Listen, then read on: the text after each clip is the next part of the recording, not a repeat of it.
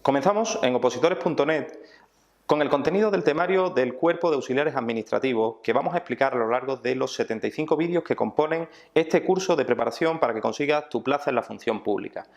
El temario, como sabes, dividido en un total de 22 temas, comienza con un tema introductorio vinculado al ordenamiento jurídico. Recuerda que los temas que van desde el tema 1 hasta el tema 12 son temas vinculados a la llamada área jurídico-administrativa, donde vamos a recorrer los contenidos vinculados a Constitución española, estatutos de autonomía, elementos de configuración del orden jurídico español, seguridad social, derecho administrativo, así como las principales leyes que configuran la estructura, la arquitectura jurídica del Estado. Comenzamos por el tema 1, que se compone de dos vídeos. El tema 1, como sabes, dedicado a la Constitución española, divide sus contenidos en dos grandes cajones. Por eso vamos a realizar dos vídeos. Uno primero vinculado a las características generales de la Constitución, los principios inspiradores de la misma, y un segundo vídeo vinculado a los derechos y deberes fundamentales de los españoles, así como las garantías y restricciones en la aplicación y desarrollo de los derechos.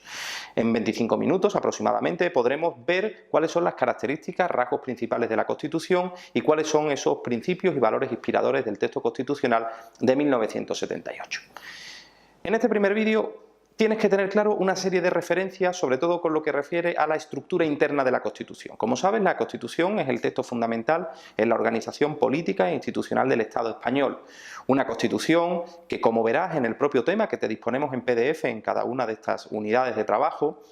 verás que tiene influencias no solo por el momento histórico en que la ley fue aprobada, sino también por los objetivos que ésta pretendía cumplir. Existen antecedentes previos en el constitucionalismo español, que como sabes arranca en 1812 con la Constitución liberal aprobada en las Cortes de Cádiz y tiene una evolución en la cual el constitucionalismo español pasa desde constituciones más conservadoras a constituciones más liberales. Nos interesa centrarnos en la Constitución vigente, la Constitución de 1978, en la que es importante que reconozcas una serie de rasgos que te van a servir no como pregunta de examen, pero sí como contenidos generales que aplicar al resto del temario. Estamos ante una Constitución de naturaleza rígida, es decir, que para reformar su contenido requiere de un proceso denominado agravado, es decir, que requiere de un procedimiento muy profundo y de un amplio consenso para que se pueda modificar la estructura del texto. Es una Constitución de origen popular, es decir, fue votada por los ciudadanos mediante un referéndum convocado el 6 de diciembre de 1978 y cuenta con los mecanismos para desplegar el objetivo fundamental de la Constitución, que es configurar el Estado español, a España,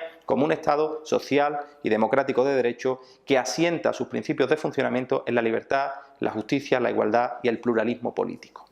La Constitución, y esto es alguno de los datos que tienes que retener en este primer vídeo, cuenta con 169 artículos. Es una Constitución relativamente breve, con un objetivo central que es marcar pautas para el posterior desarrollo normativo y legislativo. La Constitución no es muy cerrada, por tanto no establece en estos 169 artículos las normas completas e integrales de funcionamiento del Estado y de su administración, sino que establece las bases de cuáles han de ser las orientaciones para la acción del Estado. Por ejemplo, la Constitución recoge principios vinculados al derecho al empleo, derecho a la vivienda, derecho al ocio, al medio ambiente.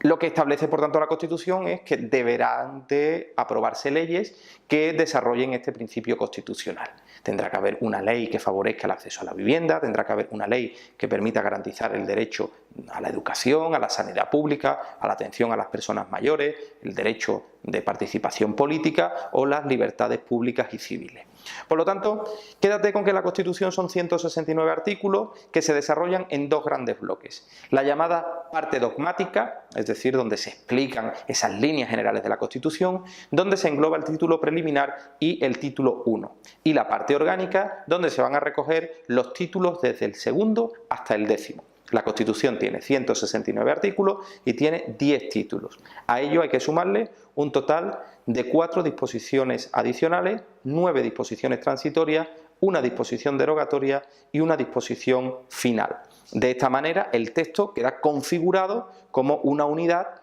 con esta característica popular, rígida, de difícil reforma o con un procedimiento muy determinado y donde se recogen los principios inspiradores de nuestro ordenamiento jurídico. Es importante que tengas en cuenta, de cara a las preguntas que puedan aparecer en los tests, que no puede haber ningún elemento dentro del ordenamiento jurídico español, en ninguna ley o en ninguna norma, que vaya contra la Constitución y contra los principios que en esta se expresan. Por lo tanto, entenderás el sentido que tiene que la Constitución sea considerada la norma suprema. Sobre la base de considerar la Constitución como la norma suprema de nuestro ordenamiento, el Tribunal Constitucional se erige en el ente, en el instrumento de extracción constitucional que interpreta su contenido. Por lo tanto, debéis quedaros con un término que al principio os puede sonar un poco extraño, pero que es básico también en el conocimiento, en el manejo de los órganos constitucionales, que es que los miembros del Tribunal Constitucional, es decir, los debates que en él se producen y las sentencias que por el Tribunal se emiten, tienen características de naturaleza positiva, es decir, son los que tienen la capacidad, la facultad y la autoridad de interpretar cualquier conflicto que se produzca con respecto al uso de la Constitución, al despliegue de sus contenidos, a las competencias entre administraciones y, por tanto, todos los poderes del Estado se someten en términos de interpretación constitucional a la visión y a las actuaciones del Tribunal Constitucional. Me interesa resaltar, porque vamos a pasar a ver los derechos y deberes de los españoles, que veáis cómo se traduce ese principio de que la Constitución es una herramienta de un texto rígido, que es su característica para la reforma. La Constitución puede ser reformada, como todos los textos del ordenamiento jurídico de un Estado, pero requiere de un procedimiento muy determinado. De hecho, la Constitución dedica su título 10, entre los artículos 166 al 169, a explicar cómo puede ser reformada la Constitución. Cabe reformarla y puede ser propuesta dicha reforma tanto por el Poder Ejecutivo, el Gobierno, como por las Cortes Generales, tanto el Congreso como el Senado, así como por los parlamentos autonómicos que en un momento determinado considerarán la necesidad de reforma. Existen dos marcos para la misma, una reforma a través de la llamada vía ordinaria que establece el artículo 167, una reforma de carácter extraordinario que es la que establece el artículo 168 y una característica excepcional, que la veremos también, que es el artículo 169, en la que se nos indica que cuando se ha declarado un estado de alarma, emergencia o excepción, no cabe la posibilidad de producir o iniciar un proceso de reforma constitucional. Con respecto al proceso de reforma de naturaleza ordinaria, el que marca el artículo 167, se exige que dicho proceso de reforma sea aprobado por 3/5 de la Cámara. Es importante que te anotes todas estas referencias porque va a haber muchos procedimientos, no solamente en lo relativo al texto constitucional, sino también en lo relativo a los estatutos de autonomía y también con respecto a los procesos de leyes orgánicas, en la cual vamos a tener que manejar estos porcentajes de apoyo en términos de proceso de reforma. En este caso, para la reforma ordinaria de la Constitución, artículo 167, requerimos 3/5 tanto del Congreso como del Senado.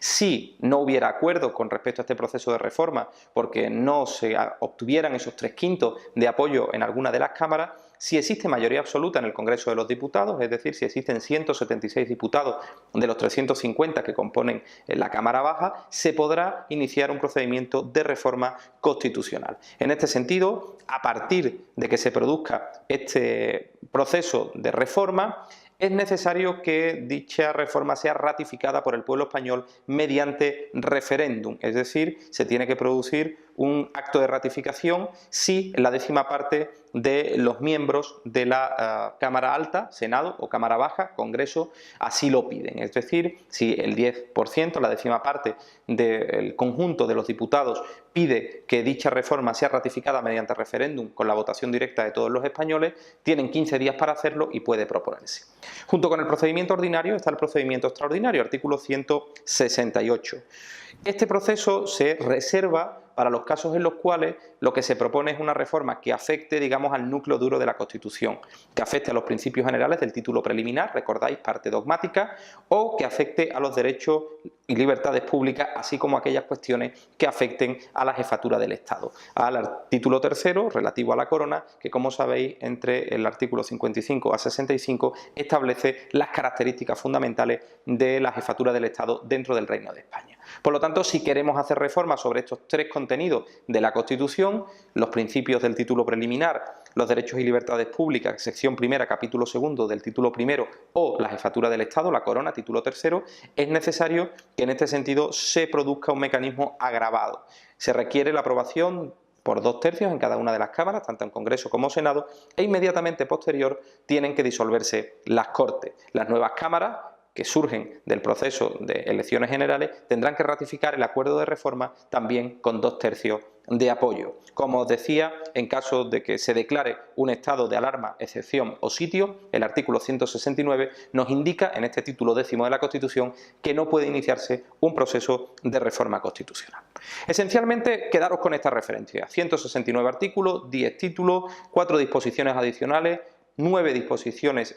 transitorias, una disposición derogatoria y una disposición final. Con estas características podemos pasar a que conozcáis cuáles son los elementos que perfilan la Constitución y por tanto caracterizan el sistema de gobierno, el sistema de organización y la política de institucionalidad del Estado español. Artículo primero. El Estado español es un Estado social y democrático de derecho que se organiza en régimen de libertad, justicia, igualdad y pluralismo político. A partir de aquí entenderemos el resto de valores que se contienen en la Constitución. Con esta puerta de entrada, los principios de libertad, igualdad, justicia y pluralismo político,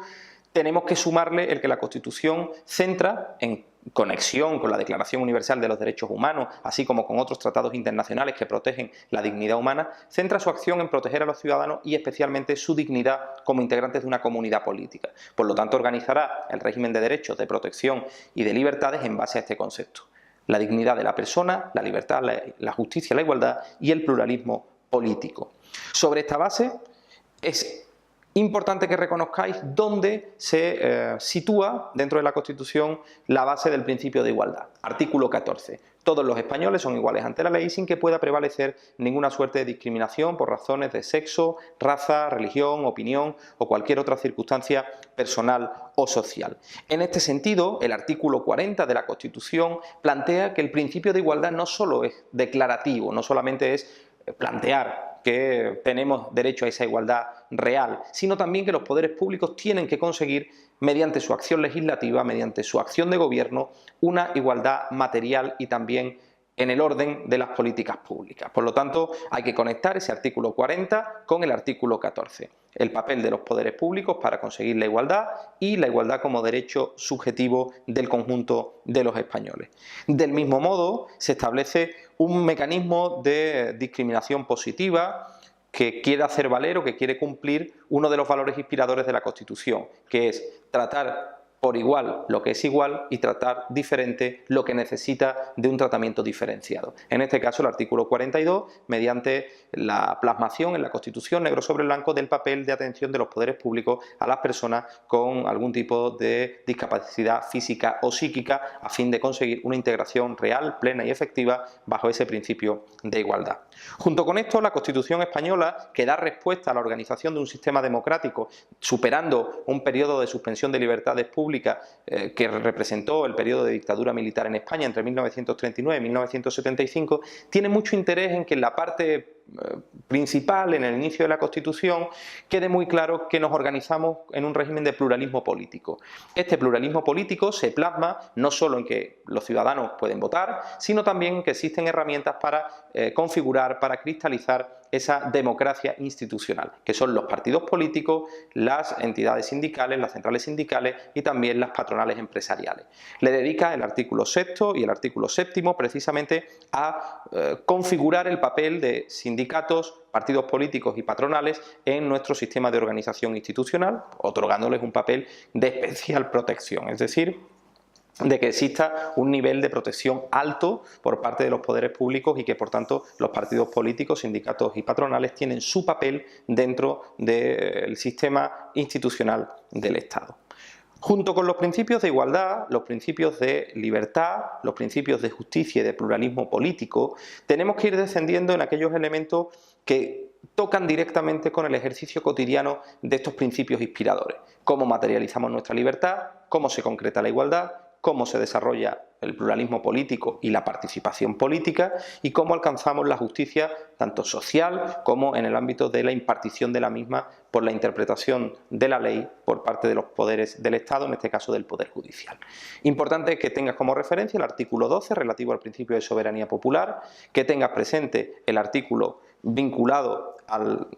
principio de legalidad y seguridad jurídica, es decir, que todos estamos sometidos al imperio de la ley y que por tanto tenemos garantía de poder actuar y defender nuestros derechos no solo como ciudadanos, también como consumidores, también como usuarios frente al poder del Estado y por tanto que no estamos en situación de desigualdad en el plano legal frente a la infraestructura del propio Estado y que en base a estos derechos podemos ejercer libremente nuestro papel de ciudadanos en el Estado español.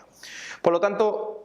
en este primer vídeo quedaros con estas características: rasgos esenciales de la Constitución, arquitectura interna de la Constitución, características del título preliminar y despliegue de los principios inspiradores de libertad, igualdad, justicia y pluralismo político. Pasaremos en el segundo vídeo de este tema primero a explicar cuáles son los derechos y deberes de los españoles, dando especial importancia a los derechos fundamentales, cómo existen mecanismos de garantía y también cómo existen situaciones donde los derechos pueden ser restringidos. Por lo tanto, recapitularemos también en este segundo vídeo estas características, pero ya nos centraremos en explicar esos derechos y deberes, cómo son garantizados estos derechos y deberes y cómo pueden ser restringidos en situaciones excepcionales este conjunto de derechos y libertades.